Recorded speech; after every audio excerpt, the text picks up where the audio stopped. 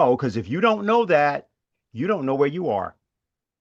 You may think you know who you are, and you may know who you are as a person. You may know in terms of your family. You may know in terms of your ethnicity. You do not know what the United States is. Because if you start saying, well, the United States was founded by slaveholders, and the United States was founded by all kinds of other people, and they didn't have me in mind, and they have you in mind, and they were a bunch of oppressors, you can say that if you want. But I'll tell you why that's not true. The United States was founded by a principle. Now, the principle was enunciated by people who were people, just like we're people. And if you start talking about the background of all the people on the phone or on this connection, or you or people you know, we're all in trouble, right? As one person used to put it, if there's a hell below, we're all going to go. So that's not the issue though, because what we are not the sum of our faults. We're not even the sum of our good aspects of our attributes. There's a principle, and it's possible to state principle, just like they were principles by which we got to the moon. People, of course, were saying, "Oh, well, we didn't go before. We went this time." Well, we did go this time. I don't think, maybe, I guess there's some people might think that didn't happen, but let's put it this way: there were principles, scientific principles that had to be applied so that that happened, and it did happen. It worked. Universal principle is there, and a universal principle that governs or can govern is the principle of self-government. That is, in other words, nobody has the right to govern you if by govern you mean give you unalienable rights. It's not true. We need to declare our independence again in this country. And what has happened is that we've reached a point, an impasse, like take tonight, of a certain kind of crisis. Last week, we had a situation where the present occupant of the White House threatened a civilizational destruction of another nation, and that could only mean, in the way in which he used it, thermonuclear weapons. Could only mean that.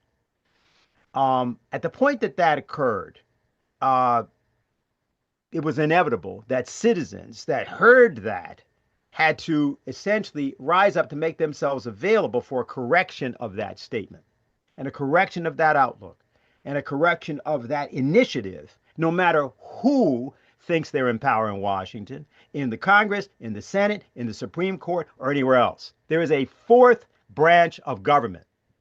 The fourth branch of government is the people of the United States. And if the people of the United States refuse to take their responsibility, then they are to blame when all the other sections, all the other three sections of government fail. Now, what we're here to talk about tonight is how we, the people, and those who have made themselves, they've elected to be candidates. That's what we mean by election. You elect to actually change the situation, how we, the people, can do that. And so I want to start off with the independent presidential candidate, Diane Sare, who's just been involved in another discussion. I think she's there. And if you are there, Diane, you now have the floor. Thank you. Yes, I am here. And I really want to welcome people because one thing I'm hoping we can do is deliver on the threat that we're going to unseat every single member of the House and Senate who does not support a war powers resolution to cut the funding to this Iran war.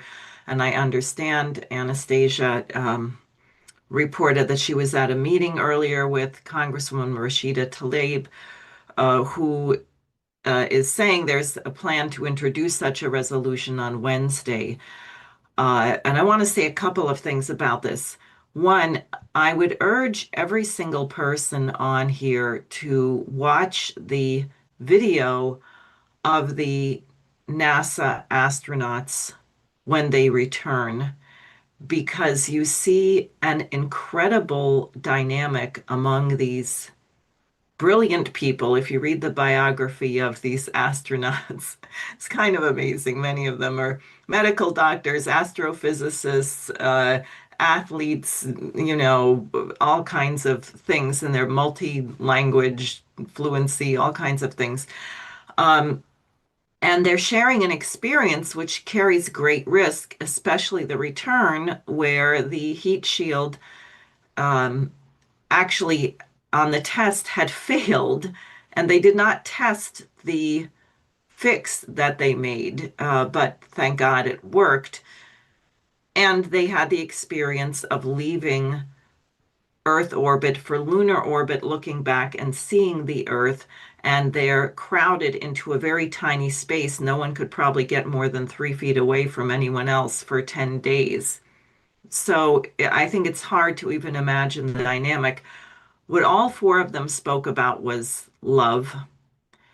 What Christina Koch brought up is she said, when I was speaking at a college or a high school about, they asked me, what do you mean by crew? What is a space crew? And she said, I realized that everything that came out of my mouth was wrong. I said, well, you have a crew on a ship, and I guess everyone carries an oar, or you work together, you have a shared mission. She said that doesn't even come close to what we experienced on this flight, where you realize that the interest of everyone else on the mission is your interest. And I watched people sacrifice silently for each other. And she said, the thing that was the most moving to me when I looked back and saw the earth was not just the beauty of the earth, but the massive magnitude of black space. And it struck me that you on the earth are the crew, that the people on earth must think about yourselves as crew, as we thought of ourselves, with everything that involves, that you sacrifice for your neighbor, that you realize that the fate and well-being of your neighbor is intertwined with your own. And I just think that for people who haven't seen it, it's really important. I posted and messaged Reed Weissman, one of the astronauts, and said, I'm proposing that every single member of Congress immediately be put in the nearest spaceship and sent up there so they can have this insight about our planet, which you realize is extremely vulnerable and tiny in the universe as a whole. And is it really worth the risk of annihilating it? So we have in 1973, the US Congress ended the Vietnam War. They ended the war by cutting the funding. Nixon vetoed the continuing resolution, and Congress overrode his veto, and that's why the Vietnam War ended. And I'm saying this because there are many people and many people in the Congress who frankly just want to posture on the question of impeachment, which will take too long, or the 25th Amendment, which is quite warranted. It is clear that Trump is insane, but requires J.D. Vance to do it, which I think is highly unlikely. And they can be as right as they were. It's like a letter, the famous letter from a group of German generals who wrote to Adolf Hitler about why he shouldn't invade Poland. So they were on the record with the right position, but they didn't stop it. And we cannot afford that with the Congress. Too many lives are in the balance. The Congress has the power to stop this war. They could come in tomorrow. They don't even have to wait till Wednesday. They could come in tomorrow and yank the funding on this thing. So if it's the case that there is going to be a war powers resolution on Wednesday, there should be a tsunami from the United States and frankly around the world. We saw our lovely Senator Ted Cruz, who didn't think he needed to know how many people lived in Iran to start a war there when he was asked by Tucker Carlson. We have people in our Congress who really have no clue. Maybe they can't even find Iran on a map. It's not a very small country. They might think it's somewhere next to Venezuela, or they might think it's part of Texas. I don't know. Maybe that's where they think Palestine is.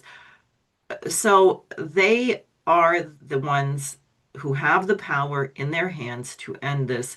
And that's why I wanted to convene this meeting also, particularly with federal candidates. We have candidates I see for governor of Maine and for state assembly in Kentucky. And that's important as well, because everyone comes to bring something to bear on this. But we need people to move. Failure is not an option, to use another phrase from the space program. It is not an option. We don't get a do-over if this thing goes out of control. I don't know what the consequences will be. So that's really what I had to say. This is something we have to get done. We don't have a recipe. We're going to figure it out as we go, and we're going to get this thing to pass and yank the funding on this war powers. And then if we want to invoke the 25th Amendment or impeachment, great. But let's stop the war.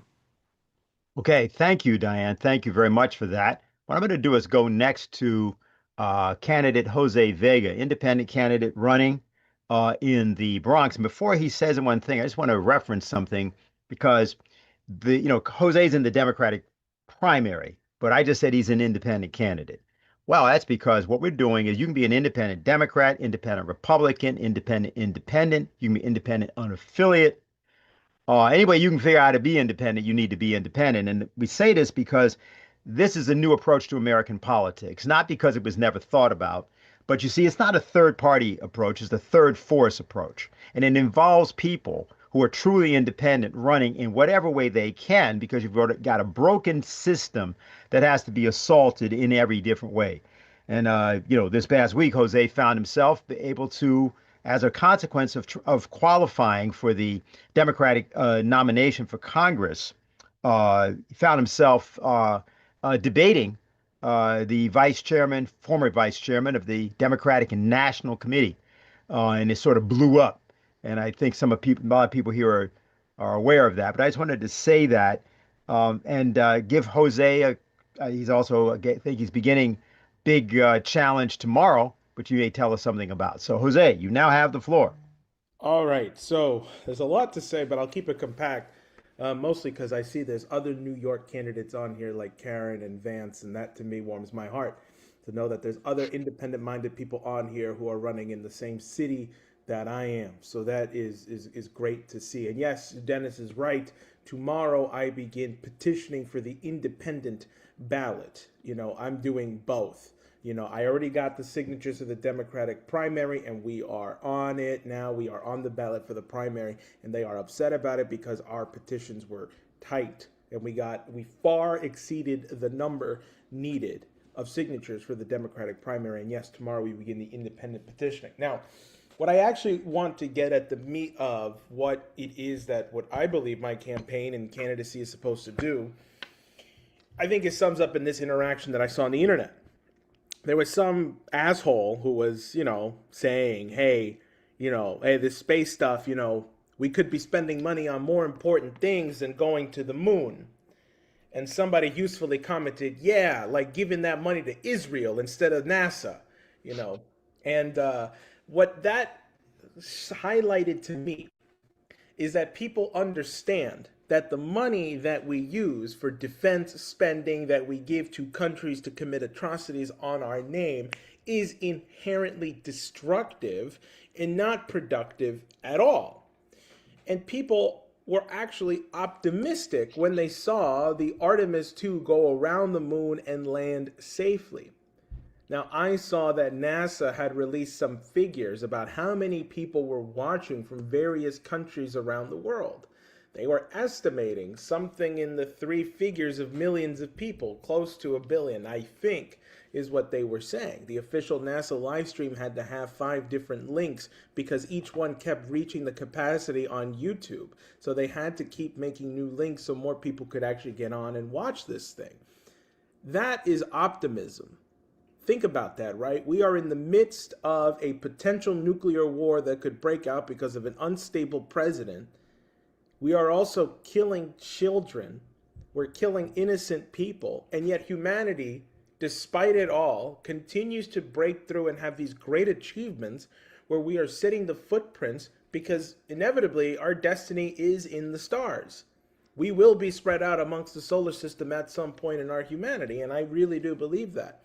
And I believe that we should foster the conditions that will allow the people, the children of our current generation to be able to develop their creative potentials to the fullest ability possible to get to that point where they are building the space stations, the space parts, the rocket ships, and designing advanced designs that will allow for deep space travel. Because that is ultimately what the point of having a creative mind is about. Because we are supposed to continue to unlock the mysteries, as people call it, of the universe by discovering real physical principles. You know, I think it's actually an exciting thought to know that we know less about the universe than Helen Keller could interpret, you know, with her hands tied behind her back. That is a useful metaphor because it shows how little we actually know about the physical universe, but it's also exciting to know how much there is to discover, how much potential there is for the future of humanity to learn and develop from. That is a great thing. And when we get to a point where we are constantly traveling between the stars, poverty will be something that will only be studied in a textbook. And it may even be the case where people will say, did people really live in conditions of inequality? You're telling me that we had human beings who were living outside in the same time period when people were living in mansions? We were killing children at the same time period when people had hundreds of millions of dollars in the bank? See, because that stuff is absurd, but it doesn't seem absurd to the everyday person because we just walk around and we live in it. But if you talk to somebody 5,000 years in the future, hopefully, if we do our jobs right, they will look at us and say, how could you tolerate these conditions? This is inconceivable. All right, so now coming back to what it is we're actually doing. Yes, I'm starting the independent petitioning process tomorrow. And what we are doing right now is, you know, we were just on a live stream that I had orchestrated called the Vega Victory Fund live stream, where we were trying to reach $25,000 by this Saturday to ensure that we could get through the petitioning process. And I had on Garland Nixon, Brian McGinnis, another candidate who's on here was on. Mel, aka Village Crazy Lady, was on. We had a video submission from Keaton Weiss of Do Dissidents, who couldn't join us at the last minute, but he sent in a very good video message. We also even had Rex Jones on, Alex Jones' son, who gave a very good message about breaking the duopoly now. And it's particularly pertinent, I think, the way he spoke, given the fact that his dad is under attack by the president right now. And he spoke from a higher level, I thought, and I think people should watch it.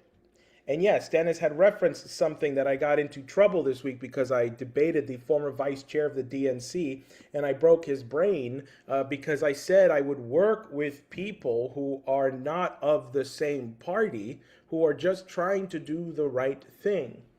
And what we saw come out the day after the debate was Ro Khanna and Marjorie Taylor Greene had an exchange on Twitter where they said that the bigwig establishments of both parties do not want a quote-unquote left-right coalition.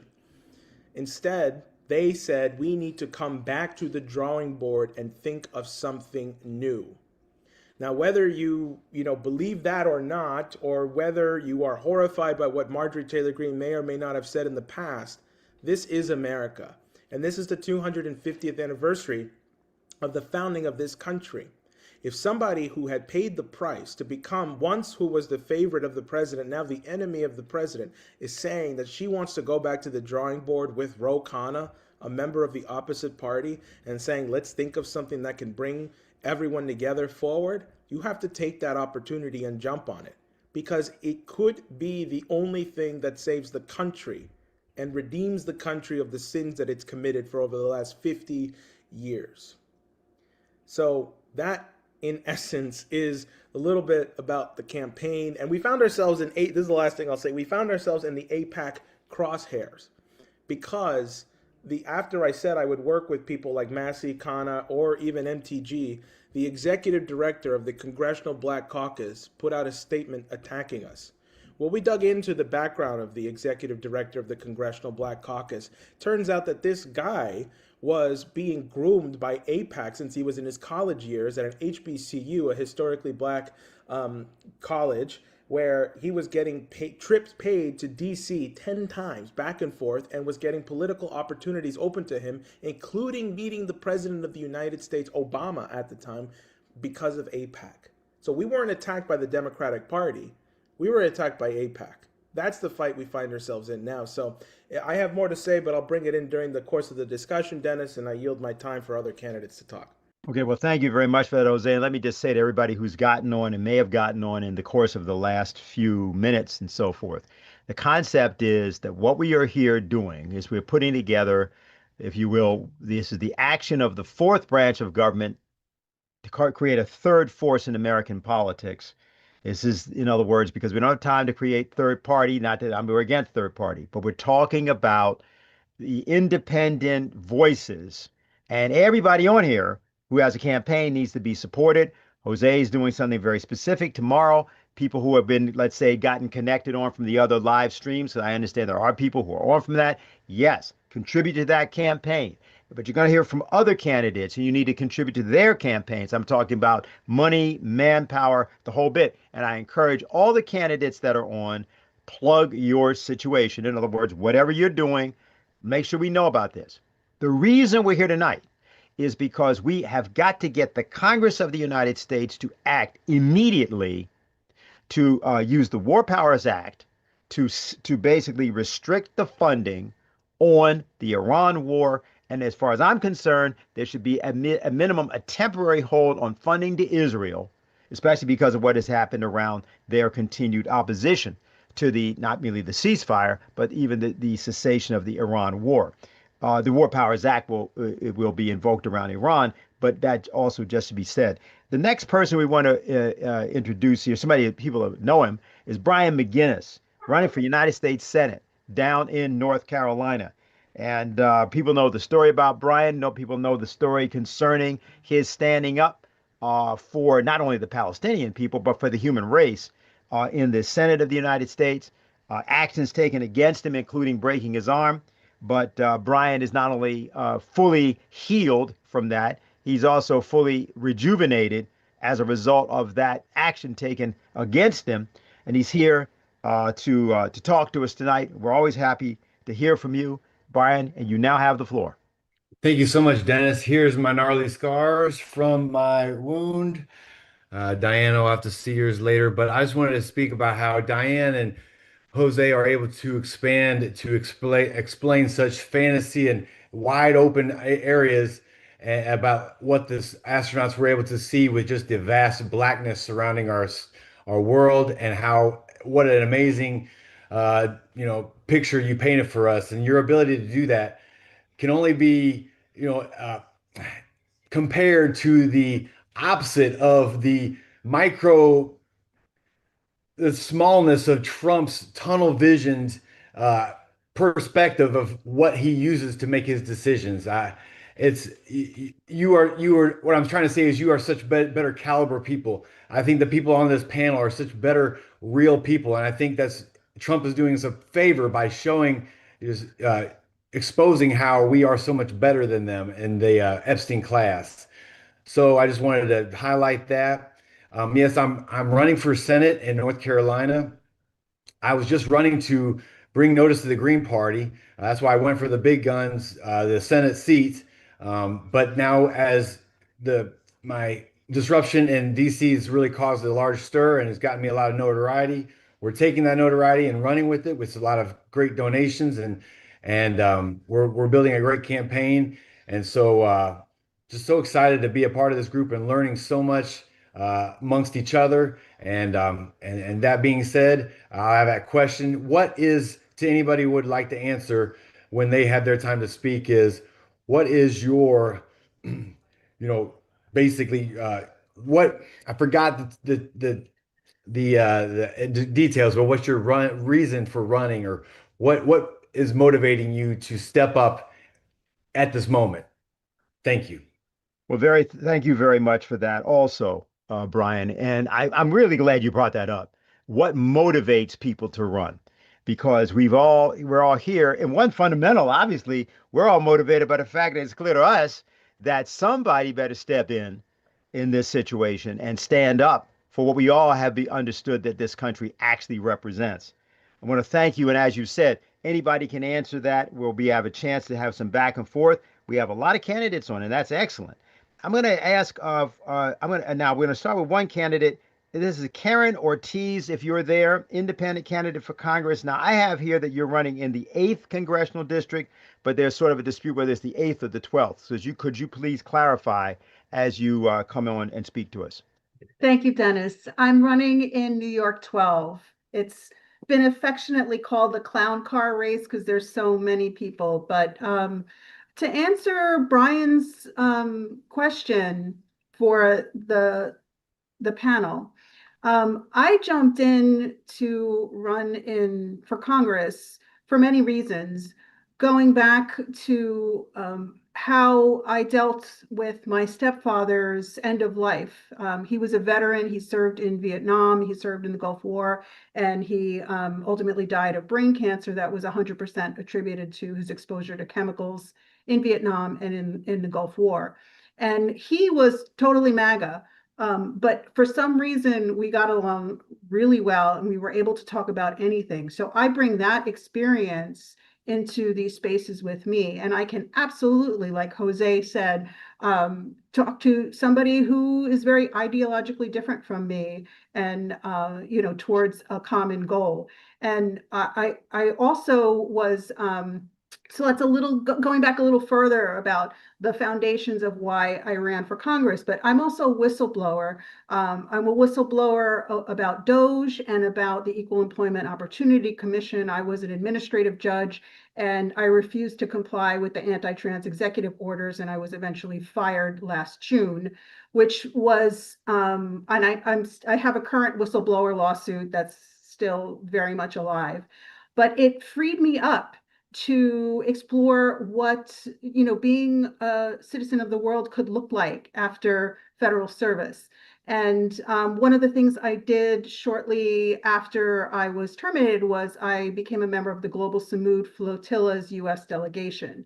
And I was in Tunisia for a few weeks. I wasn't ultimately able to sail. My boat was not able to sail, so I came back to the U.S. to support on land. But one thing I did see is that there were hundreds of people on these boats and preparing these boats and supporting the mission from all over the world. And it opened my mind and it gave me clarity about my mission going forward. And being anti-war is one of them. And I will work with anyone in any party. In fact, I'm part of 2 coalitions, one with Vance Bostic, actually, who's on this call, and another with a bunch of independents running for Congress across the country. And we vary very differently ideologically. I will work with anyone in those coalitions, anyone who comes to the table to stop the funding to Israel. And that's kind of a big deal to say in New York City. So my race is really going to be very difficult. I'm running as an independent, which is kind of unheard of in a very blue city. I, like Jose, start gathering signatures tomorrow. I could use all the help I could get funding because essentially I've been funding my own campaign with my retirement funds. It's very hard to fundraise as an independent. And but more than anything else, I'm very heartened to see so many wonderful people on this panel. Brian, I was like eyeballs to the screen watching as everything was going down with you.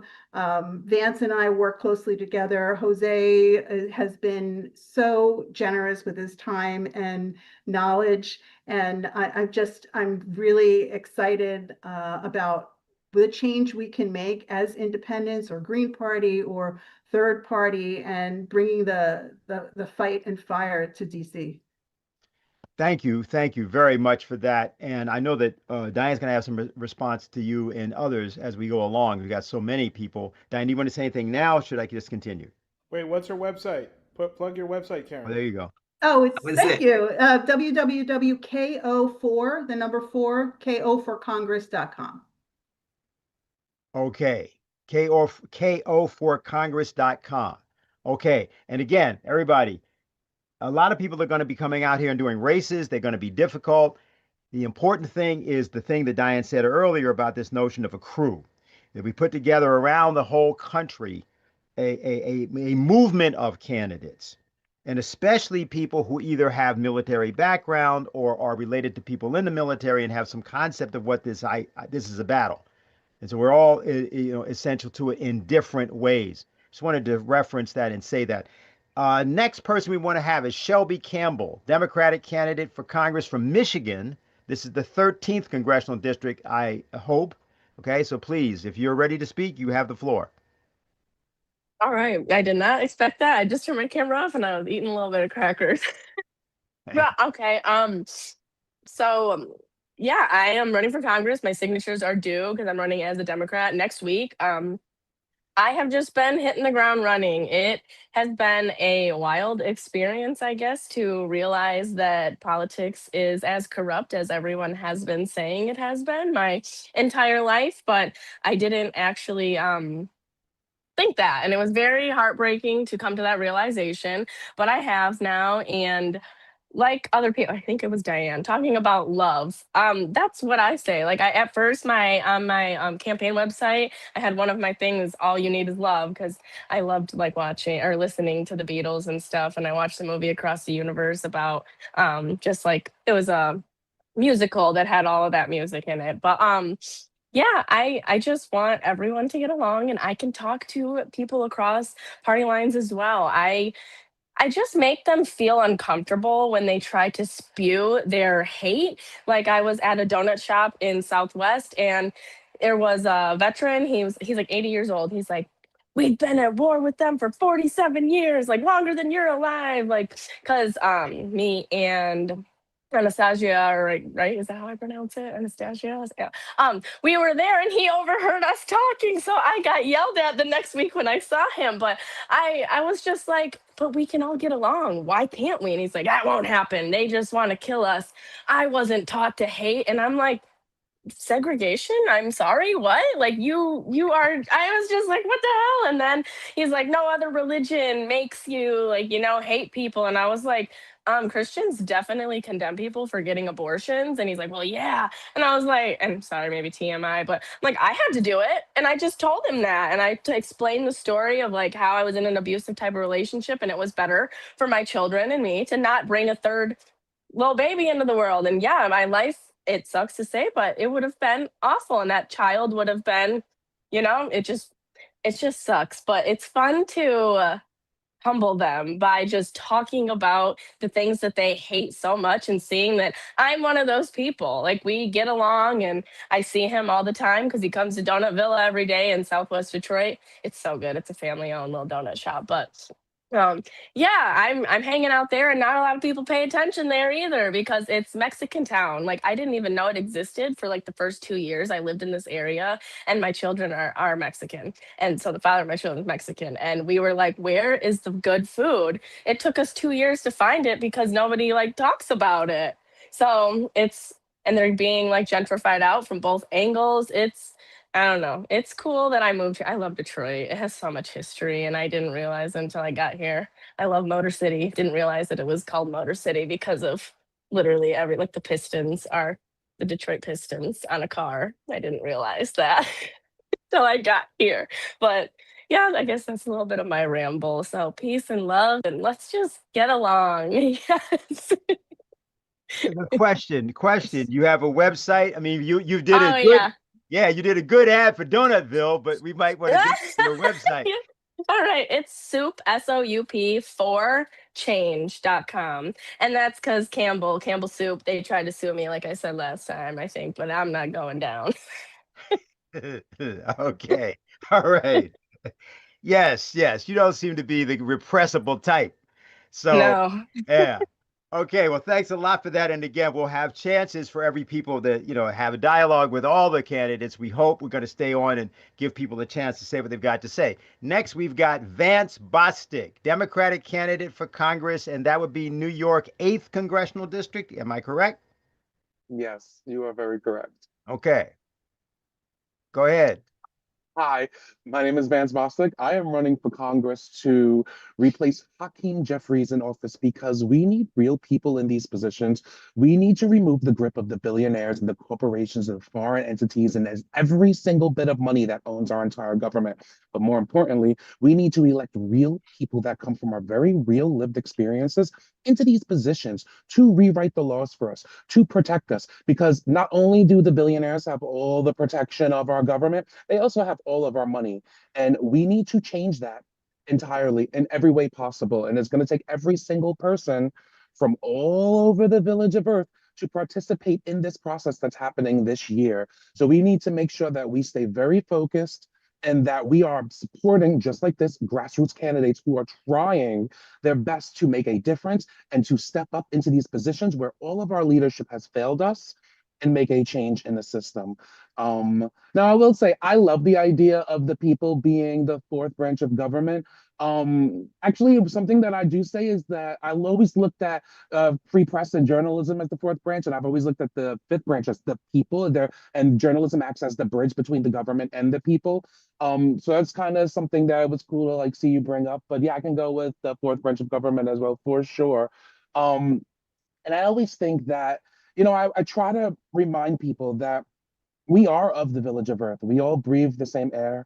We all walk the same ground. We all bleed the same blood. And it's so important for everyone to realize that we have to work together and we have to be a team and a single unit and start elevating the human race into a new level. Because where we are right now is at a crossroads where we have an opportunity to, are we going to be forced further into a dystopian future, or are we going to stand united together as a collective and work towards as best as possible a utopian future, or so to say, as we can? We can't allow things to get worse. We have to work together to make sure that it's going to be a world that we can all build for all of us. And yeah, I'm all for love and peace, but one of the things I gotta say also to that is we can't have peace until it's something that we all want. We've all got to want it. Like I want peace, but like it's got to be something we all want. It's got to be something we all get. It's got to be something that we're all practicing as a species together. Without the collective having peace together, there's just no room for that. It's got to be something we all want, and make happen and proceed towards. So, yeah, I guess that's enough of me and whatever love there is for me. Oh, okay, great. So anything you want to say about your website, any type of place people can follow you, etc.? Yes, yes. You can go check out my website. It is Vance B for NY8.com. You can totally check out my social medias. My Instagram is vance.b.nyc. There's links to everywhere on my website. Yeah, check it out. Okay, very good. And Vance brought something up, and I want to do this at this point. One of the other reasons we're all on here is so that we can also learn not only from one another, but also dispute. Now we're not here so all the candidates can say what they want to say.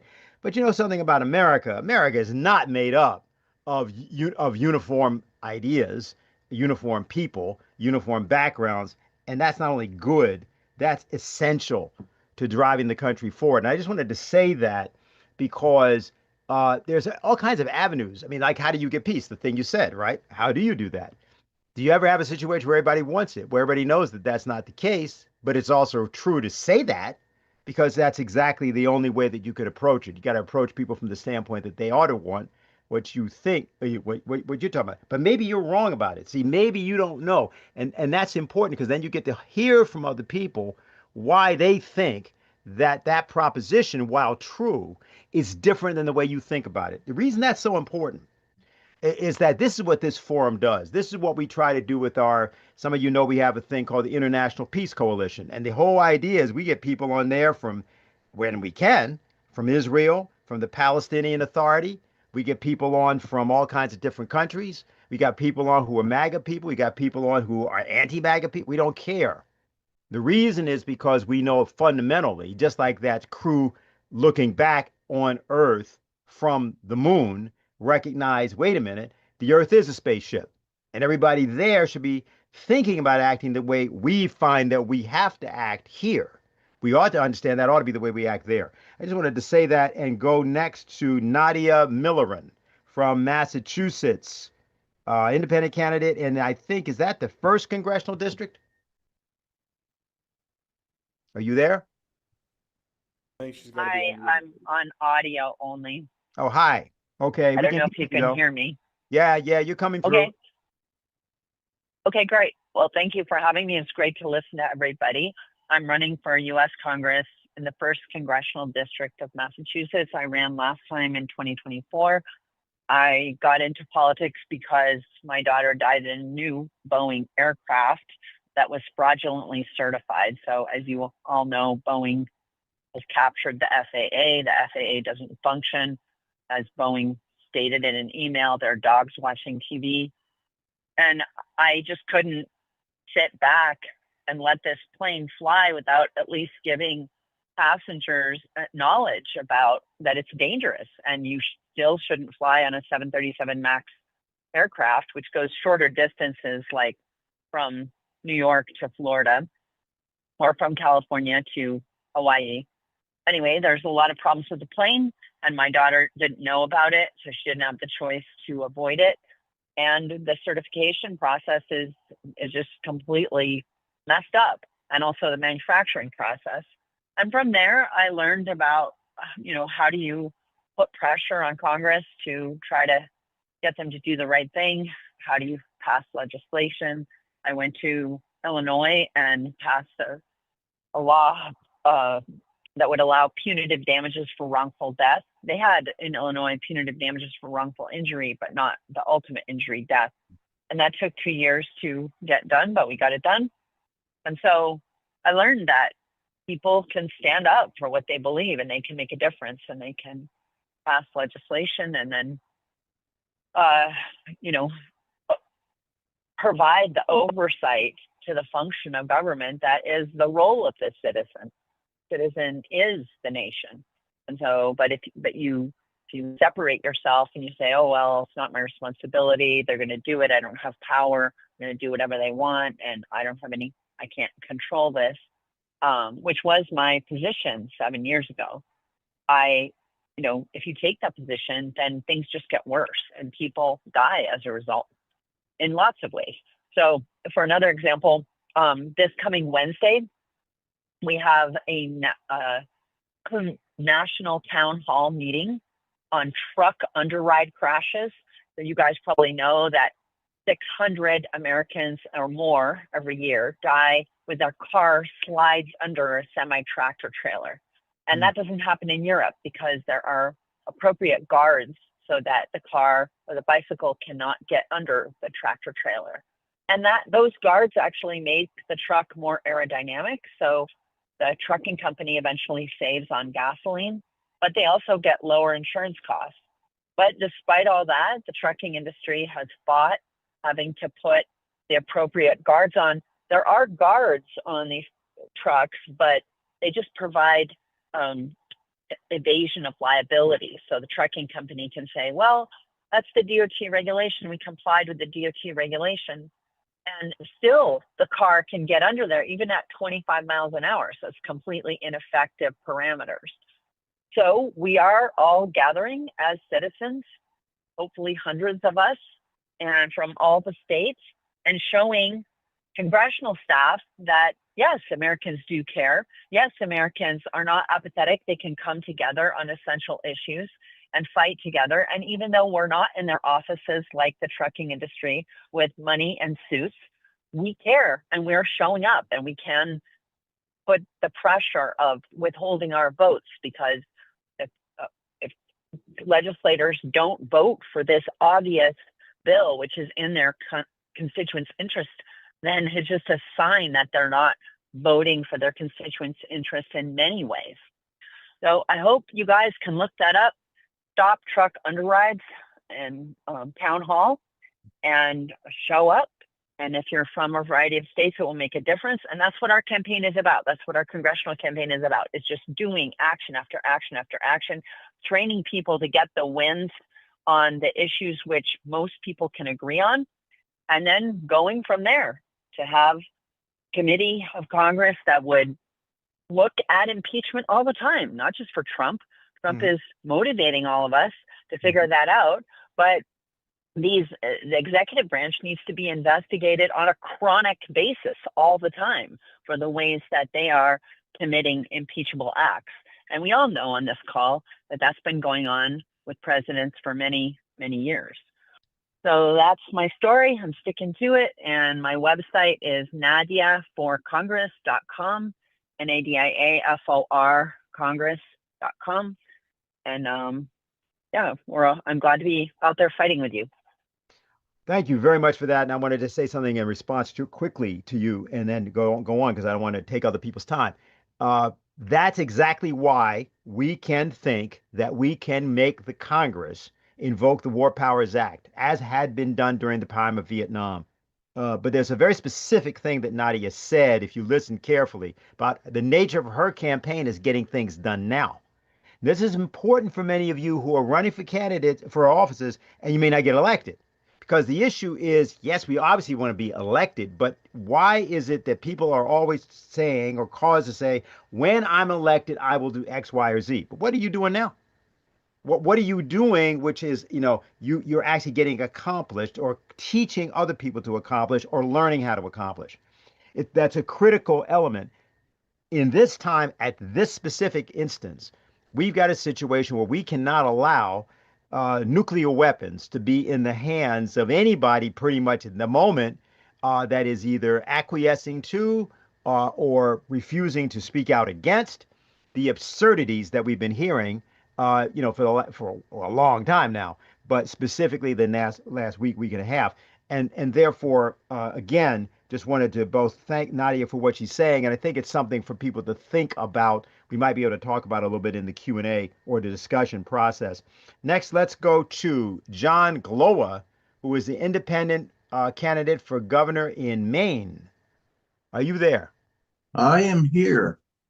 Hello. Hi, can you guys hear me okay? Yes, you're clear. Alrighty.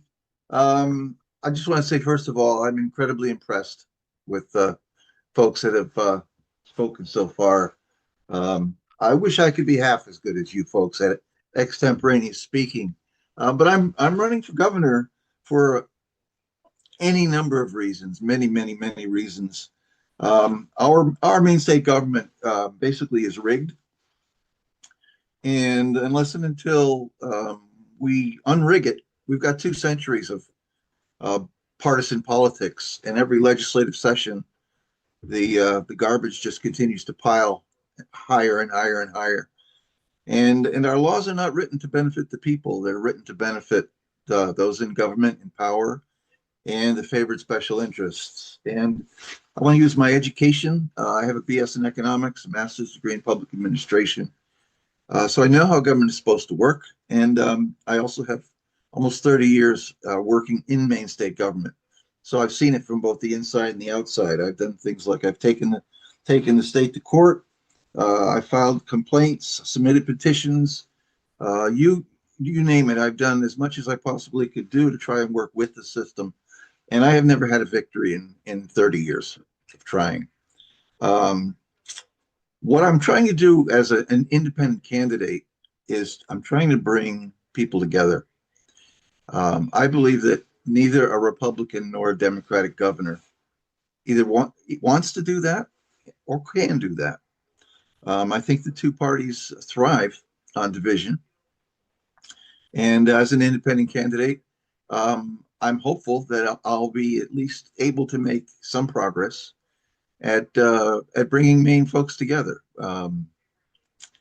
That's kind of one of my major selling points. And one of the things that I will do, I'm going to get out of the ivory tower. I'll be the first governor probably ever to do so. And I'm going to have weekly town halls all through the state of Maine.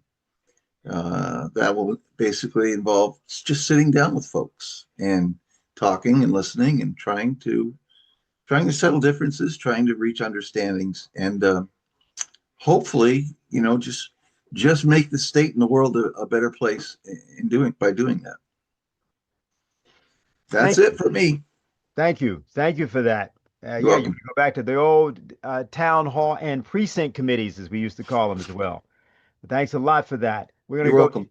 Yes, they're going to go to Jeff Young. Kentucky Party, Kentucky House 75th Assembly District, I guess that would be. Thank you. I've been very impressed by everyone speaking here tonight also. Let's see, I am running for the Kentucky House of Representatives. I had run in the past for the U.S. House of Representatives from Kentucky 7 times, ran for governor of Kentucky 3 times. So this year I'm going back and running for the Kentucky House in Frankfort, the capital, because there's a lot that can be done at the state level. Diane talked about 3 strategies at this moment in history. She mentioned cutting the funding for any weapons and war against Iran. That's number 1.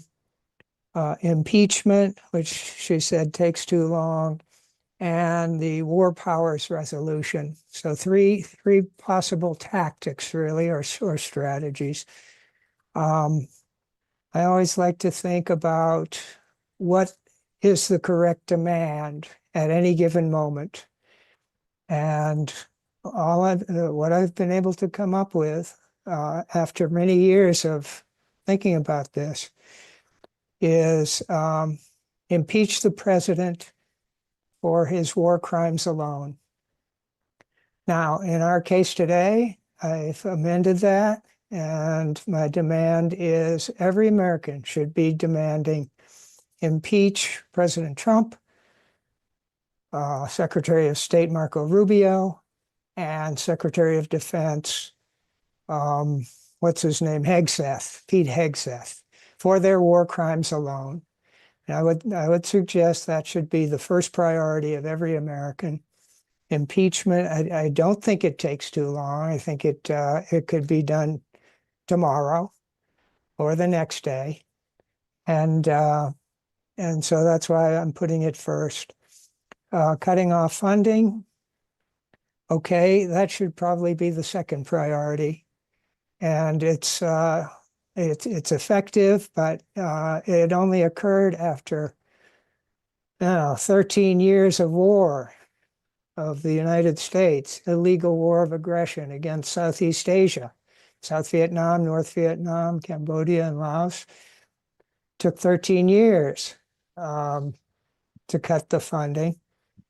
And I think the lowest priority would be the 25th Amendment, because it depends on people Trump hired for their loyalty to him personally. And I've never thought the 25th Amendment was useful. So yeah, first, impeach Trump, Hegseth, and Rubio for their war crimes alone. Second, cut the funding. And third, 25th Amendment, which I don't think is a very good mechanism. You can find my campaign information on Facebook under the Kentucky Party, or you can look for Jeff Young for Kentucky House on Facebook, and you'll find all kinds of stuff. I'm also on X under Jeffrey M. Young. Okay, thank you. all. Thank you very much. I want to also compliment everybody that's been speaking, because everybody has been speaking to the point, getting your information out there, and we're moving on, which is very good because we have several other people still to go to speak. The next is Derek Levasseur, independent candidate for governor of Maine. Are you there? I am. Okay. How are you? Not bad. Not Dennis, bad. you're very well spoken. Everything you've said. Most of all is about what action are you doing right now, something that I really feel is one of the most important things. We can run for office, we can win or lose, but in the process of running for office, or what we've done prior, is about, government accountability. And that's really the biggest part of my campaign. And the reason why I'm running as an independent is we have the Democrats warring against the Republicans, and even on a state level, talking about impeaching people here in the state of Maine, and then we have Republicans saying it about the Democrats, and nothing's getting done. We have all this war, and the impeachment proceedings take a long time. Funding is everything. Giving a voice back to the people is one of the most important things. That's why I really believe, I don't know how many people have heard of the bill that's out there. It's called Defend the Guard. But Defend the Guard is something that's huge. It's a small step in the direction of what we're all talking about here today, and everyone has articulated themselves so well. But we really need to have policies like Defend the Guard that would require Congress to declare war. And if we don't fight for stuff like that, we're really going to lose the battle. It doesn't matter if it's Trump, and we've had prior administrations that have done the same type of actions, but we see that presidents have used the same type of authority that Trump is using, maybe not to the same caliber, but they've all used it. And the only way to stop this is if we all, like everyone seems to be coming from here, is saying from an independent perspective, and just truly bring the accountability, bring in, bring in Congress when it comes to war. And some people say, well, it'll tip somebody off. Well, I tell you that I would rather have us all working together and understanding why we're putting our soldiers in harm's way. I'm a former law enforcement officer, never served overseas in a military capacity. But I have done other work for the government, and I can tell you that one thing I can tell you is I would never put someone's life on the line for something but the defense of Americans. And I think we really need to focus on America first. We could spend the $60 billion that we've spent so far, possibly a lot more, in Iran on a defense system here for America, and focusing on America and keeping America safe. And it's really, the focus needs to be on the people. And that's why I'm running for governor here in the state of Maine, is because I really want to fight for the people and really make it so that we have here in our country, in our state, everything that we need, the resources that people need. You can find me at derekfrommaine.com. And if you want an email, the Defend the Guard, if you would like that legislation, you can email me at derekfrommaine.com, and I can send you a copy of that bill. I think it's a beautiful bill. I think we all need to stand together, bring accountability to our government at every level. Excellent. Very, very good. All right. I think we're going to have a slight change, not a big change, but we're going to ask that Josiah Baker from Rage Against the War Machine, he speak, because I think he's got an action that's coming up and it's needed to be announced at this point. We got one final candidate, I believe. So is Josiah there? I am here. Thank you for having me. Can you hear me? Yes, we can, sir. Wonderful, wonderful. This whole thing, it's been great to hear everyone. We need more voices, not less. And yes, I am with Rage Against the War Machine. I'm the two-term Libertarian Party chair of Tennessee, and I'm a Mises Caucus National Board member. We put together an event, Rage Against the War Machine. It's going to be in Grand Rapids after the National Libertarian Convention on Sunday, March 24th.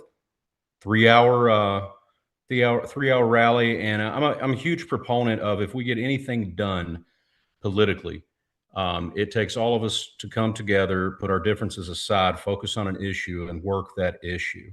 We've heard the term unity numerous times here tonight. Unity is a very powerful and dangerous tool. Unity is how we got FISA courts and the Patriot Act. We had two parties that were unified. Every time you turn around, it seems they're robbing you blind and putting you against the wall. That is unity. Now, unity is also all of us on this call and from all over the globe and the country coming together, united around a good cause. That terrifies people, and it really changes things in power. So we're coming together, like I said, in Grand Rapids, May 24th, and we've got demands. Now, for those that don't know, the Libertarian Party National Convention, Donald Trump and RFK Jr. came to the National Convention to give their pitch to libertarians of why they're going to speak to their needs, right? And fast forward, and Donald Trump, we now have the war in Iran. The war in Ukraine was not ended day one. We had the debacle down in Venezuela. We see Lebanon getting attacked as an expansion of the current war. And just on the topic of war, though, we're making demands. We want the Iran war ended.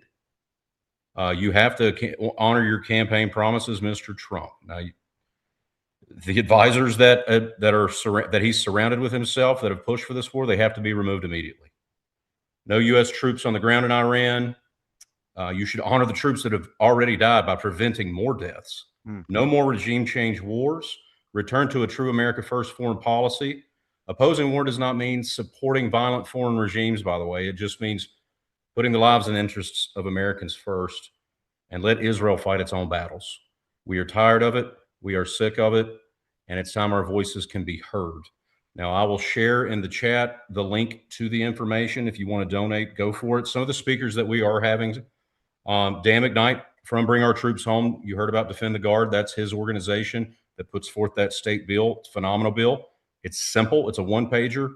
It prevents the National Guard troops from each state being sent unless Congress does its job and declares a war. Folks don't know, 40% of active duty troops are National Guardsmen. That takes the teeth out of the operation of these aggressive wars. It's great to hear governor candidates talking about that. We have him. We have the senior editor and author of antiwar.com, Mr. Scott Horton. We have Aaron Day from up out Northeast, another great anti-war advocate. Many, many more are getting added daily. Keep a watch on the link there on the socials, Twitter, Facebook, et cetera, et cetera. But we're very excited about this movement. We did it a few years back when the Ukraine war stirred up, and we had everyone from Dennis Kucinich to Dr. Ron Paul on stage at the same time. It was a beautiful event. All of us were able to come together, set aside our differences on other policy, because guess what? Those differences don't matter if we're all dead from nuclear war. And if you have any questions for me, please drop a hello there in the webinar chat. Okay, thank you very much for that. There's going to be some discussion, I'm sure, we'll go, because we're going to let everybody know who've been spoken so far, all the candidates. In a minute, we're going to try to get responses from you or any kind of questions, anything else that we need to talk about. I know Diane's going to have a few things. Let's hear from Drew Laverdiere, who is running in Maine. That's a state assembly position, isn't it? No, it's the state House of Representatives for the state Senate, or House of Representatives in the state government. Okay. Okay, hi there. My name's Andrew Laverdiere. I'm running in the House District 21, which is just within Bangor in itself. So that's it. Not too much going on. Basically, I've got finally got my leaflets, which I'm going to start distributing to the Republicans for the primary in June. Let's see. I've put together a giant sign on the global land bridge, which is Bangor to the Bering Strait. You know, create 1.2 billion jobs. I think that's Jose's sign. But yeah, I'm putting that together.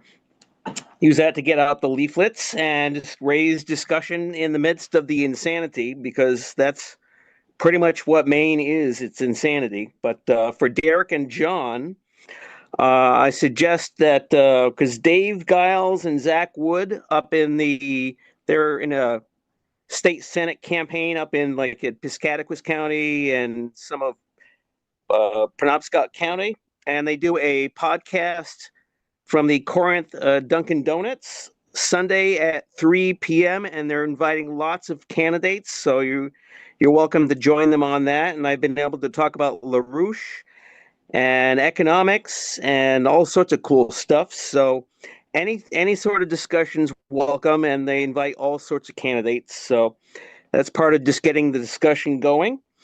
And a couple of interventions I've done. I intervened against a congressional candidate, Matthew Dunlap. I challenged him on the need of passing the 1933 Bank Act, the Glass-Steagall Act, to deal with the crisis, which is the cause of all the problems. But unfortunately, he failed, like most people these days are, because I challenged them before. So I'm going to keep that kind of thing going. And two, going along with the insanity of the Maine government, we did an intervention against the Augusta, which is the capital, and the school board, which is the typical thing where they're pushing the gay agenda and the trans agenda and things like that. So after our intervention, I had my sign that says "Man is not an animal." And of course, that got them all upset. But the main thing is we talked to a policeman outside, and he said that in terms of the homeless problem, which is very problematic, the state government, as far as the Democrats, have basically set up a discriminatory system so that you can't prosecute the homeless for certain categories of things. So that's it. More interventions coming once I get my big signs and I can go out and start the, like I said, I got my leaflets now. So that's it. Okay. Main thing is have fun and get people upset. Oh, okay. Well, let's put it this way. Let's get some people in the Congress upset. And let's do that tomorrow. Diane, I think I'm going to go back to you, and I want to go back to a couple of people because we should be very concrete. We've got people on tonight who are part of organizations, part of campaigns, have websites, have contact capability. So why can the Congress act in an effective way, or rather, how can the mobilization we want to do burn the ass of Congress so that we can get some effective action, even if it isn't that they themselves want to do the right thing? Well, I'm reminded of a mobilization in 2016, the 15-year anniversary of the 9/11 attacks, when we were trying to get legislation passed. Actually, there were two different cases. One was the release of the 28 pages that had been withheld on 9/11. The other was JASTA, Justice Against State Sponsors of Terrorism Act. And what happened is there was such an uproar that no one wanted to be seen on the wrong side of the legislation. And I think on this question of funding the war, there has to be such a dynamic that no one in Congress wants to ever be seen as supporting this war of exterminating a civilization or whatever the purpose of it is. It should stop. I will also say if Congress cuts the funding of the Iran war, that goes a very long way toward cutting the funding of Israel's genocide and wars of aggression, because the United States has been the backstop for Israel and their wars. And there is a massive groundswell. Part of the brainwashing of the mainstream propaganda is to try and get everybody to believe that they are the only person who thinks the way they do.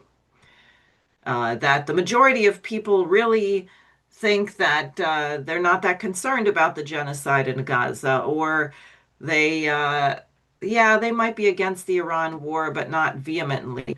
That is not the case. And we who are candidates talk to a lot of people. And I think we know that the American people overwhelmingly don't want this war, contrary to what Trump says. And Biden told us the same thing, that Americans were happy to sacrifice and pay more for gasoline so we could stick it to Russia. Now we're going to pay more for gasoline so we can stick it to Iran. We're so happy to suffer when people are choosing between groceries and prescription medicine, or prescription medicine and housing. Or I read the lovely pro-British royal family Zionist New York Post that would make Alexander Hamilton turn over in his grave. Today they admitted that it costs $300,000 from birth to the age of 18 to raise a child. I suspect it's more than that. So you wonder why nobody is raising children, why we don't have families, why there are massive numbers of abortions, which came up early. Well, how about the fact that people can't even afford to have a family? They don't have health care, they don't have housing. And we're going to increase the defense budget to $1.5 trillion, supposedly, to produce a bunch of crap that doesn't work from companies like Boeing. You should hear Scott Ritter talk about the Patriot missiles, the one that we just had a little bit of a mishap. They don't talk about it much, but it didn't really work. It just kind of went along parallel to the ground and crashed in Bahrain, which is supposed to be one of our allies. So all of these great allies in the Gulf are learning that not only will the U.S. not protect them, but the military equipment we're producing is faulty and it's just as likely to blow up in their territory as it is over an adversary. So I really want to stick to this. If they are talking about a Wednesday war powers, the Congress on Wednesday has got to yank the rug out from under this and cut the funding and end it. And they should be shamed. They should be embarrassed. And that's why I think it's very good. Get a small delegation to go to your local office, calls, emails. When we used to lobby Congress, and Nadia, it sounds like, is an expert on getting them to do something. They had a figure, and I was shocked at how low it was. It was only 6 or 5 or 8 or some number of phone calls on a specific issue where it got reported up to the next level, because unfortunately people are very apathetic. So we can't be apathetic on this. We have to build up a groundswell. We have to talk about it everywhere. That's it. Let me ask a question. Anastasia, I think you're on. Weren't you just at something with Rashida Tlaib? Is that the case? Yes. Yeah, actually, I was going to raise my hand to talk about it. You want me to talk about it now? Yeah, you should do it right now. Yeah. Yeah, no, Rashida Tlaib and the mayor of Dearborn held a joint event that was an emergency event pulled together after the aftermath of this drive for nuclear war, which was, I thought, very productive, and it attracted really what I thought was the top activists in the area. And what Rashida Tlaib went through, Congresswoman Tlaib went through, was the mobilization to get the war powers resolution pushed through, and her collaboration with Thomas Massie and other congressmen to make this happen. There was a number of polemics that they were using of there's $200 billion that has been that's being asked to pay for this war to kill people. What could that actually be used for? And they actually itemized it, all of the things that have been cut and what actually could have been used instead, rebuilding infrastructure, actually doing things for the population. This was all very, very useful. And she reported that coming up on Wednesday is the plan to put this forward, to put the war powers resolution forward. So we've got the rest of tonight, tomorrow, and Wednesday morning to organize. And I think we should come out of this meeting, with coals under the asses of these congressmen. And actually, what she did tell us at this meeting, which was very interesting, she said there were 4 Democrats on the last war powers resolution who voted with the Republicans. And because of the aftermath of people calling who were so upset, she said those 4 Democrats have walked away completely burned and scathed, and they've told her that they are not going to vote the same way again. So this does work, and we got to make sure to keep their butts to the fire, and I think we can enjoy doing it. It is fun calling congressmen, and it is fun going to their offices, and we just have to stick it to these people. Just stick it to them. I mean, what do you got to lose?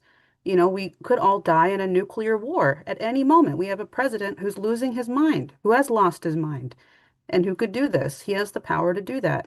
So I think that just pull out all the stops. Let's not worry about if somebody is a Republican or a Democrat or whatever, they look funny or they have whatever going on. We are in this together. We can unify the American people now to actually complete what should have been the American Revolution, complete that revolution, revive the American Republic, what it was supposed to be. So anyway, I just want to encourage everybody in this way, and let's have a lot of fun. Yeah, I think if we have is Kelly Lane on, and you may have an announcement, I understand, if you're there. And okay, I'm not hearing from her. She's taking you away. I just gave her permission, so let's see. Okay, great.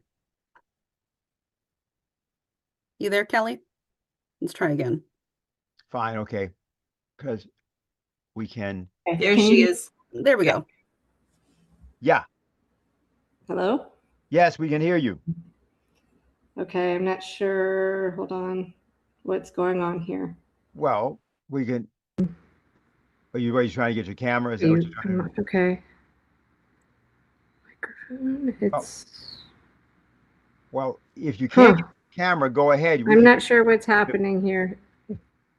Kelly, can you hear us?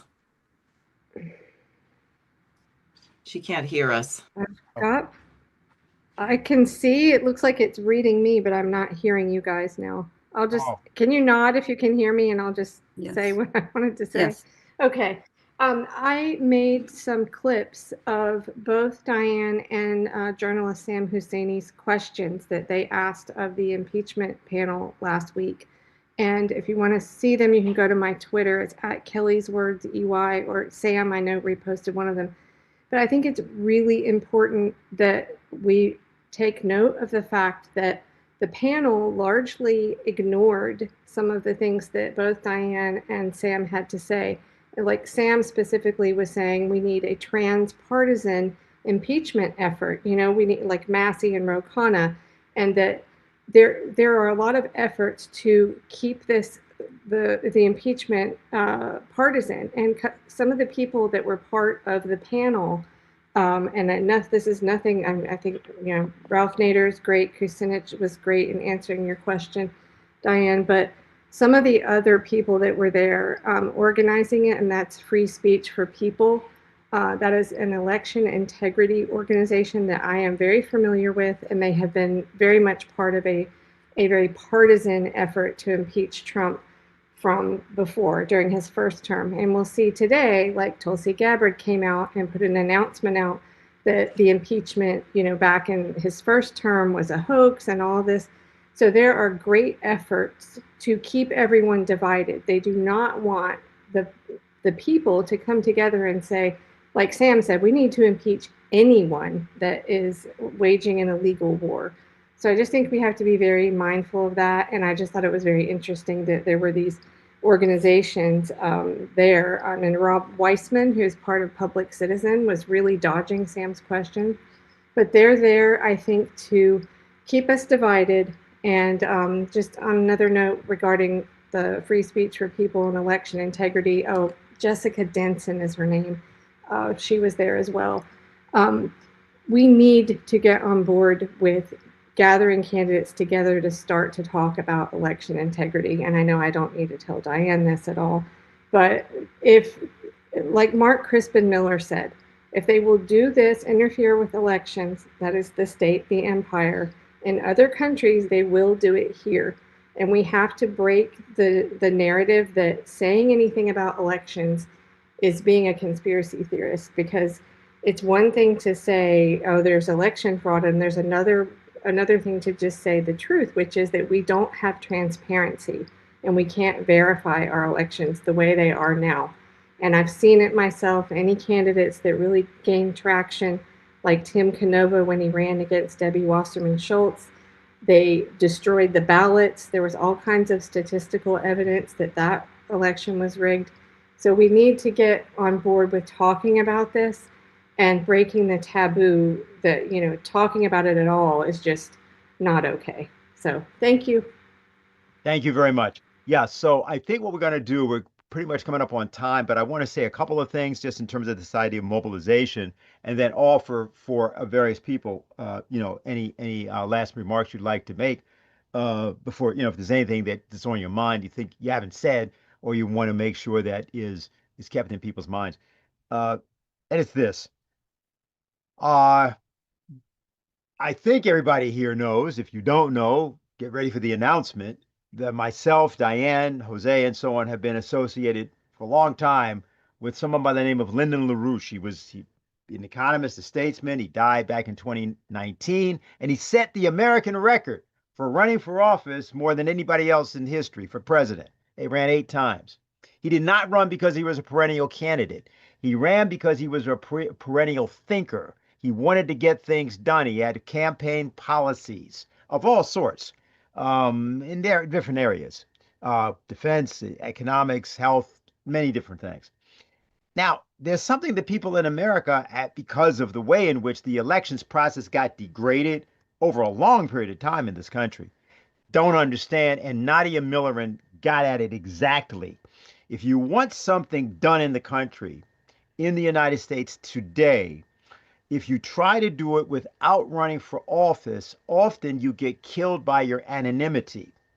Now, at the same time, if you run for office and you're running either with a lot of other candidates out there or you're running against somebody like Chuck Schumer, as Diane had to do, and they've got 450 gazillion dollars, plus they've got various mafia and related contacts, then it's unlikely that you're going to get elected, particularly the first time you run, because you're not going to you're not going to have the same resources. But the real reason that you won't get elected is not that. The real reason is that the American people, over a long time, have been put to sleep, but they're now waking up because the danger is so great. Now, but as that happens, it's what they call a combined and uneven process. It doesn't go according to the way you want it to go. It doesn't go, for example, according to your effort. You can be putting out effort like crazy, but it doesn't move. However, sometimes you get a situation, a configuration, and it's not one that you exactly create, it's just one you contribute to, and everything explodes. And when that happens, you have to be there beforehand. You have to have been doing things, accomplishing things, standing up against forces that everybody else was too afraid of. And what then happens is that people come to you and they ask you what you think they should do. Or what they do is they bring your name up and you don't even think. You've been sort of been beaten up in some race or something. But actually, what now has happened is that because of these earlier actions, you represent something else to them. Now, this is not just an individual thing. And one of the things that's very notable is some of these people are not on. Tony Aguilar is not on tonight, or Josephine Gilbo, or Dennis Fritz from the Eisenhower Media Network. Those guys are not on. Or Ray McGovern, who's not on. Scott Ritter was trying to get on. He didn't get on. These are all people who have been military intelligence. Ray McGovern, I didn't name.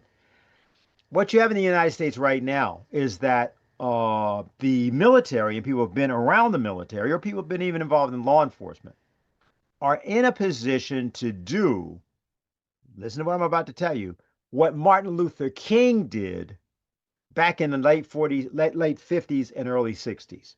Creative, nonviolent, direct action. That's what Brian McGinnis did when he went to the United States Senate. This is important to understand because what people have to see is they've got to see people that they have respect for or have been caused their respect for stand up in a situation where they don't have to, but they are compelled to do it because of the nature of the country's needs and where we stand as people. We're in that situation tonight. And whatever you think and have thought about Donald Trump or about the US presidency, it was already said. You had Trump, you had Biden, you had Bush 43, frankly, you had Obama also, really. You have, just look at the presidents and look at war. So we, the people, have to now stand up and take our position. What I'd like to do, I think, is I guess I'll Diane, I want to make sure you have something to say, and Jose, but I'm going to call the other candidates, and if you don't have to say anything, if you don't have something, but if you have something or you just want to say thank you for being on, go ahead and do that. So let me simply first go for, actually, I'll start first with Josiah Baker because he's not a candidate, but he did speak. If you have anything to say further. Absolutely. Never stop coming together like this in community. There's one thing as activists that you have, and you feel like you're on an island, and either on an island or in the ocean drowning. And it's very vital to come together with people, different voices, different opinions, but it's very edifying to discuss these things and realize you're not the only one that's fighting against this rampant machine. It's a very important thing. Thank you for having me on this call. Thank you really for being. Really, thank you. Thank you very much. Derek Levasseur, are you with us still? Anything to say? Yes, I am. And I'm so grateful for the voices of everybody on here. Some different perspectives, but we all want one thing. And it's just accountability when our government takes action on stuff. We want to make sure that everyone is working together to make sure that whatever we're doing actually has wit about it. Josiah, it's just awesome to hear you speak. I'm a libertarian, libertarian, I guess, running as an independent. And it's just great to see the unity here amongst people. So God bless all of you. I really really do appreciate all your efforts and letting your voices be heard. Don't ever stop fighting. And I realized I didn't finish something that I said earlier, but about taking action, like you had said earlier, Dennis. So I have started an organization here in the state of Maine of people. This is a little bit outside of the topic, but it's for accountability and oversight of our government. And we have hundreds of people since I launched my campaign. It's, to be honest, the whole reason why I decided to run for office. Winning will be a side effect, and it's starting to look better every single day with the the following and the push behind us. But just fight for what you believe in, put your whole heart in it, and just show your love for people, and people will understand where you're coming from. Divisive tactics are the party, the two-party system. Just come with reason and really share your voice. Let people understand why you believe what you believe, and just speak from your heart. And I really think people listen that way. I'm just grateful for all of you, and I'll stop here and continue to listen, but I'm just grateful for every voice that we have on here tonight. And again, go to derekformaine.com or send me an email, derek@derekformaine.com. God bless you all. Excellent. Very good. Yeah, Jeff Young. Okay, I'll be very brief. Everyone should be demanding impeach the president, the Secretary of State, and the Secretary of Defense for their war crimes alone. And what I'm doing now is helping to form a new third party in Kentucky called the Kentucky Party. You can search on that and find information. Okay, thank you. Shelby, are you there? Okay, we'll come back to her if she's not ready. Sometimes she's not ready. Karen Ortiz? I'll just say that the evildoers in this administration and in government are weak. And I knew that when, after I spoke up, Trump referenced me in an executive order. And I clocked that as it was very easy for a rank and file federal employee to get under his skin and Stephen Miller's skin. And that was the sign for me to keep going and keep fighting. So just know that the people in power are just human beings, and we can right the ship. Just keep going. Okay, thank you. Vance Bostic. Yeah, hi. Thank you so much for having me on. It was so great hearing from everybody and talking with you all. I will say that I always tell volunteers when I'm speaking with them or anybody to people want relatability, people want accountability, people want to feel like they're heard and they're seen. And when they're dealing with people, just remember that they are actually of the people. We all live under the same system. We all understand what the problems are. Be relatable to people and just be a person. That's how I always try to approach everything, especially when I'm dealing with volunteers and I'm talking with them and I'm like, this is how you get in with the people, and you just have to relate to them and be of them. And I will say, people keep talking about having the second American Revolution, but this is how we do it. We replace Congress and we get people in there that actually come from our backgrounds. And that's how we make this change in the system. That's how that happens. And I think one of the biggest statements that we have to do is, of all, removing Hakeem Jeffries. He is a major holding back progression. He is a major problem towards anything that we can get. And we want to get after Republicans. We need to clean our own house first.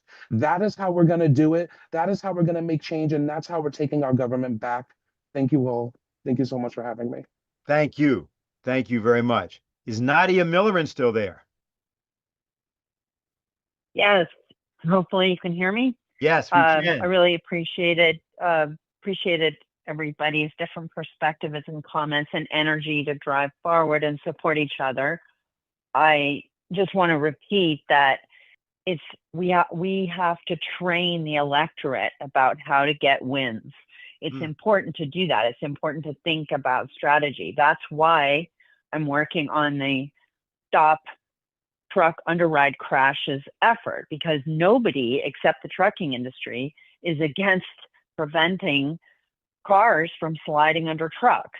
So when you get an issue which really affects every community, almost everybody has heard of somebody who died that way. And those are completely pointless and preventable deaths. So I think it is important to think about your community in terms of what can people automatically come together on with no question, like term limits or like single subject bills. These are, you know, getting corporate money out of politics. These are universally approved. And so how can you mobilize people and help the electorate get these wins, work together, and then move on to, you know, some of the more challenging issues? So thank you all. Thank you very much. Have I gotten everybody except for Jose and Diane? Oh, Brian, I'm sorry. Yeah. Diane Sare, thank you for bringing this fire council together. Dennis, thank you for moderating it. May we all just come back to our own places and have tribunals and to keep this organization rolling. It's beautiful how everything just unfolds and we're meeting each other and we're meeting and our voices are reaching people in our communities. So this is an inspiring panel to be a part of, and I think it's creating the energy and strength that is going to make a difference. Yes, and John Glowa. I know I saw the name, but I had not called it. Thank you. I just want to kind of give a little bit of an update briefly. So far, my campaign has raised less than $250. I have had to borrow $25,000 to pay people to collect signatures to get on the ballot. I will be getting on the ballot in November. And this election is going to be historic for the state of Maine because we're going to have at least 3 and possibly 4 independent gubernatorial candidates to go up against the 2 party candidates. And I would say too, here in Maine, people are getting really, really sick and tired of parties, of the Democrats and Republicans. And I think that's reflected in the fact that independents in Maine outnumber either Democrats or Republicans. Okay. Drew Laverdiere, got his hand up. Okay, as Mr. LaRouche always mentioned, Percy Shelley and his emphasis that in times of crisis, people can finally start to understand profound conceptions regarding man and nature. And we are in that crisis. And as one of my friends who's become active, I ran into him at the showing of some film put together by the Maine Wire on the triad drug issue here in Maine. And that point, he started to become active. So it's a small wing, but, you know, that's the thing you kind of do. You got to get out there, inspire people. And yeah, that's it. Just get out there and inspire people because they need it bad, especially here. Okay. All right. Jose. Yeah, hi. Okay, all right. What a great time to have camera problems. Well, you can hear me, right, Dennis? Yeah, we can hear you. All right, well, perfect. Well, first of all, I just wanted to thank everybody for taking the time out of their day to be on here, you know, and Karen especially on the eve of the petitioning process for the independent ballot. It is quite a challenge, and so I honestly, all the kudos to you. It's a tough undertaking, and I'm right there with you. We start tomorrow as well. For the people who would like to get involved in my campaign, people can go to, oh wow, someone put all the websites. Okay, great. Perfect. Oh, Diane, you did that. Okay, great. Thank you, Diane. Yeah, you can find mine. Mine's the second one there at votevega.nyc. People can help us meet our goal of trying to raise $25,000 to help us get on the independent petitioning ballot. If you can't come out, you can go to donate at votevega.nyc or at vegavictoryfund.com. Other than that, I just want to say that I'm really proud to see this sort of gathering of people who are libertarians, Democrats, Republicans, left, right, whatever. None of that really means anything right now, especially given the context of the fact that we are on the precipice of nuclear war. But at the same time, we're also on the precipice of great groundbreaking discoveries like going around the moon. So there is a choice. There's a road, a fork in the road, you know, and we can decide, do we want to do more Artemis missions or do we want to blow up the planet? That's the choice that we see before us now, and I think the choice is pretty clear. So let's fight for that future where we are spread out amongst the stars. Thank you for that, Jose. And I just want to say something on behalf of everybody, all the candidates, because one of them, John Glowa, said, hey, he put $25,000 in because he's going to make sure he gets on the ballot. That is actually For all those people who've been independent candidates who have done independent political action, you know you are the person that often does the sacrificing. And I think people should hear this who are out there and other people that are maybe hooked up. You may say, well, this person doesn't have a snowball's chance in hell of winning. Well, maybe the country doesn't have a snowball's chance in hell of surviving in that case. And what's important is that this notion of contributing financially, contributing by helping to petition, doing things with these people, is that it's the participation, it's self-government, not electing someone to govern you. Now, yeah, there's a part in which one has to do that. But really the notion is that this is a matter of a sense of mission, the purpose of the not only the country, but the purpose of the country in the world. It's important to understand that when the revolution happened, it was international. All kinds of people from all over the world were involved. And a lot of times, I've heard this a lot of times. Well, black people didn't really they weren't. That's not true. And it's not true. And my wife has put this calendar out on the, American Revolution 250. I don't have one of them here, but which goes through and talks about all of the different people and people who voluntarily got in. For example, 10% of the militia in Massachusetts was made up of were African Americans. Yeah, they were free. A lot of them were not. They were runaway slaves, or they were, whatever, decided to take the opportunity to act. There's a lot of things. There are people also on the other side, of course, who were offered freedom and so on. I reference this because this is a time for us to disabuse people of the following excuse. Because I was not included, I'm not included. First of all, the American Revolution is an ongoing process for a more perfect union. It's a statement of principle that you decide to take up on your own and act on behalf of. It's important for us all to understand that that's what we are as people. That's what we represent as a nation. And I just wanted to make sure I just said that. I didn't mean but I meant, but this giving money to candidates. Jose needs money. Karen needs money. Everybody needs money. And we would just urge that anybody that's listening should think about supporting all these candidates in whatever way you can. So Diane, we're now at the end. Are you prepared to say a few things to us? Yeah, first of all, I'd like to say to Derek, Drew, and John, if you ever run into Matt Dunlap and he's intransigent on Glass-Steagall, tell him Diane Sare challenges him to a euphonium duet. And he will know what that means. So that's first. Otherwise, I wanted to just share this leaflet, which has not been formatted yet, but let's see here. I think it's this. Is it this? Yeah, I think this should be it. There we go. Right, that says stop the Iran war now. Yes. Okay, good. Yes, the president is nuts, but Congress has the power of the purse. Don't let them change the subject. So I drafted this evening. It will be up on my website by 6 o'clock tomorrow morning. I would urge people to circulate it. It has excerpts from the Bruce Fein article. It goes through the continuing appropriations resolution for fiscal year 1974.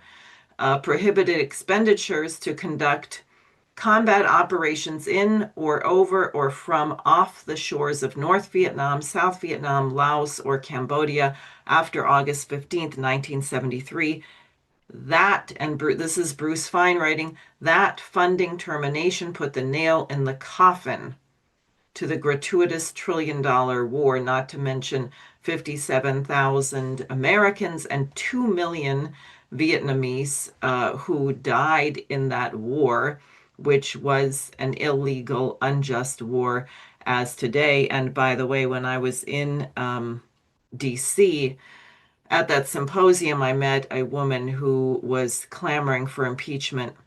Right away, it turns out her father was a Vietnam War veteran who had committed suicide after that. That war did enormous damage to our nation, as did the series of wars based on lies after 9/11. And I think what we are coming up upon is the turning point where either the people wake up and we put a stop to this, or we are going to, if the world survives, the United States will be an irrelevant country in a dark age of disintegration and poverty and degeneracy. Or we can get our fellow Americans to stand up and fight for the nation and get this thing passed on Wednesday. So we don't have much time. And then finally, I just want to thank everyone who is here. I appreciate all of you, because I know that doing this takes a great deal of courage. It requires being inner directed. No one here has the thin skin of Donald Trump. Congratulations. Glad to see it. And we are going to build and grow, and we're going to take back the country in the very near term. Thank you, Diane, and thank all the people who have been on. I'm going to try to name everybody. I might not get everybody. If I don't, yell out. Brian McGinnis, Josiah Baker, Vance Bostic, Karen Ortiz, Nadia Millerin, Shelby Campbell, John Gloa, Jeff Young, Derek Levasseur, Drew Laverdiere, and also Kelly Lane spoke. And did I say Josiah Baker? If I didn't, I said it again. It's fine. And then, of course, Jose Vega and Diane Sare. So thanks a lot for this. We are not only going to be in contact, we are going to preserve the integrity and honor of the United States in its 250th year of birth by making a revolution, which is the revolution that is in the revolution. It's there in the document. It's just a matter of us acting on it and thinking that the document requires us to be the people that declare our independence in such a fashion that other people recognize they're already free. So why don't you act that way? Okay, well, thanks a lot. Let's move on to Congress, and we'll be back in touch, I'm sure, very shortly. Thanks Great. for being Thank here. you, Dennis Speed. Yeah, well, that's also me too. Yeah. Okay. All right. Okay, everybody. Good Have night. fun. Good night. Bye.